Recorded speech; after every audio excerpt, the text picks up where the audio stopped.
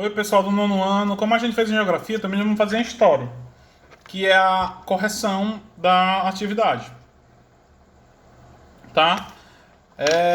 A atividade de vocês é da página 239 a 241, tá? Vamos lá para a primeira questão. Isso aí tinha na prova de vocês, o que é o populismo, né?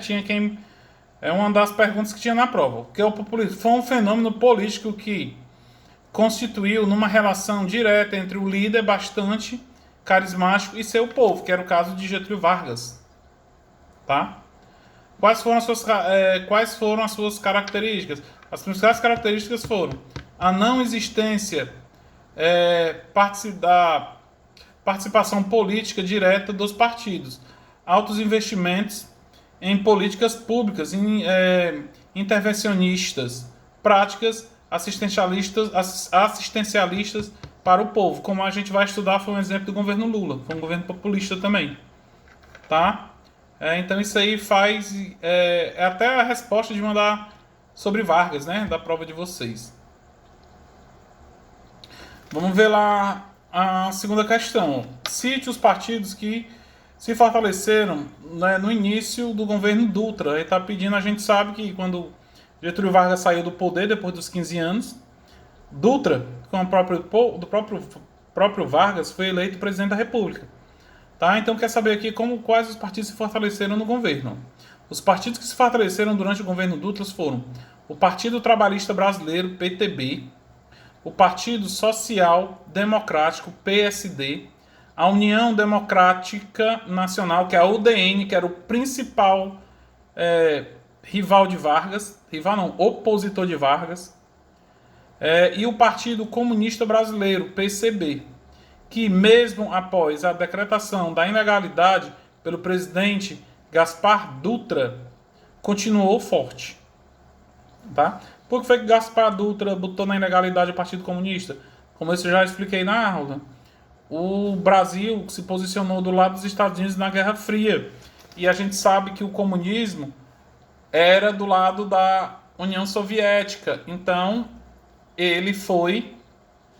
o presidente Dutra, como estava do lado dos Estados Unidos, botou o partido na ilegalidade. Tá? Ao tomar posse, o presidente Dutra realizou uma constituinte para elaborar uma nova Constituição brasileira em 1946. Quais foram os principais pontos dessa Constituição? Vamos ver lá. Os principais pontos foram a manutenção do poder legislativo, judiciário e executivo, com autonomia entre eles. As eleições voltaram a ser diretas com o voto popular. Mulheres e funcionárias públicas passaram a votar obrigatoriamente. Tá? Então, esses aí foram um dos principais pontos da Constituição. E outra, a caça aos comunistas, eliminar os comunistas. Também tinha um ponto nas doutrinas do governo Dutra. Aí vem o plano SALT, que eu expliquei, que era as siglas de desenvolvimento do que eles queriam fazer. Foi um plano criado em 1950 pelo governo Dutra que visava estruturar e modernizar a saúde, proporcionar alimento ao povo e garantir transporte e energia elétrica para todos. Esse plano foi elaborado e financiado com empréstimos realizados ao capital exterior, principalmente aos Estados Unidos. Pessoal, não sei se vocês lembram quando eu estava explicando sobre Getúlio, a gente viu que os Estados Unidos cortaram os empréstimos no Brasil.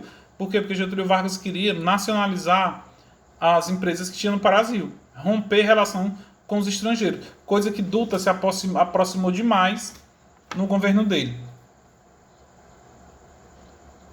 Aí vem o governo de Getúlio Vargas. Durante a campanha eleitoral de 1950, Vargas apresentou um programa político para o Brasil. Cite suas principais características. É o que tinha na aula, o que ele prometeu, ele criou, principalmente o BNDES. Os principais pontos foram estreitar as relações políticas e econômicas com os empresários, fortalecimento da indústria nacional, como eu acabei de explicar. Por isso que as empresas que chegaram ao Brasil através do governo de Dutra saíram no governo Vargas, porque ele queria fortalecer o fortalecimento da indústria nacional. Tanto é que ele fundou até a Petrobras. Tá? Ó. Criação do Banco de Desenvolvimento Econômico, que é o BNDE, que está aí até hoje, e o lançamento do plano LIFT, nova política desenvolvimentista, tá? Desenvolver o Brasil sem precisar de pessoal de fora, que é quase impossível, né? Vamos ver lá a sexta questão. O governo de Getúlio Vargas assumiu uma postura nacionalista, como eu acabei de explicar. Ele queria nacionalizar, tentar eliminar um pouco dos estrangeiros. E defesa do capital interno de produção. Para isso, criou duas instituições que garantissem tais investimentos, acelerando a produção: o BNDES e a Petrobras, como eu já citei agora há pouco. Tá? Comente-os. O Banco de Desenvolvimento Econômico, Banco Nacional de Desenvolvimento Econômico. Isso era o quê? Para auxiliar as empresas internacionais? Claro que não. Era para auxiliar as empresas nacionais, para que elas não tivessem a necessidade de pegar dinheiro em outros países. Queria desenvolver aqui dentro mesmo. A proposta do Vargas era nacionalizar tudo, deixar tudo brasileiro. Tá? Daí, do mesmo jeito, ele criou a Petrobras. A Petrobras, criada em 3 de outubro de 1953, foi a empresa nacional para a exploração do petróleo. Muito valiosa, e despertou a cobiça do mercado externo, mercado de fora. Tá? O que é que acontece? Quem extraiu o petróleo no Brasil eram as empresas norte-americanas. E como eu já explico desde a aula, já estou falando nessa aula aqui, nessa correção, que ele queria nacionalizar tudo. E como é que ele queria fazer um plano nacional das coisas nacionais, se eram as empresas de fora que financiavam as empresas daqui. Aí ele cria o BNDES para eliminar isso. E eram as empresas de fora que extraíam o petróleo que tinha no Brasil. Então ele vai com a campanha "O petróleo é nosso", cria a Petrobras.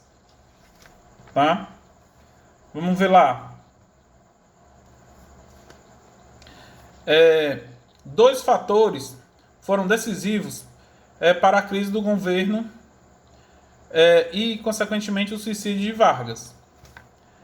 Como eu falei, né, a crise política e a crise econômica. A política que foi a perseguição, a crise econômica porque o Brasil estava com essa... Primeiro, com o corte lá dos investimentos internacionais, o Brasil começou a entrar, se prejudicar na economia. Mas vamos ver lá. Primeiro, o projeto de aumento de 100% do salário proposto por João Goulart, que na aula eu até expliquei que ele seria o futuro presidente. Foi dele que os militares tomaram o poder. Vamos estudar ainda. Visando aproximar do povo brasileiro, em busca de apoio para o seu governo, Vargas promoveu o aumento salarial de 100%, o que gerou forte reação dos empresários, fazendo com que 82 coronéis assinassem um manifesto que levou à queda do ministro João Goulart, ministro do Trabalho, e Ciro do Espírito Santo, ministro da Guerra. Então, como é que os empresários iam dar 100% de aumento de salário? Senão, o país não tinha como. A gente viu na aula que as empresas internacionais, como eu já falei também aqui, não davam mais apoio às empresas daqui. Né? Então, esses foram os dois motivos. O motivo do aumento salarial, né? O primeiro motivo, aumento salarial. E esse segundo motivo, da morte de Vargas, eu não vou explicar. Por quê? Porque eu vou deixar na plataforma o link para vocês assistirem um filme, que se a gente tivesse em sala, a gente ia assistir ele todo. Tá? Que é o nome filme, o filme Getúlio. Professor, do que é que esse filme fala? O filme vai falar dos últimos momentos de Vargas.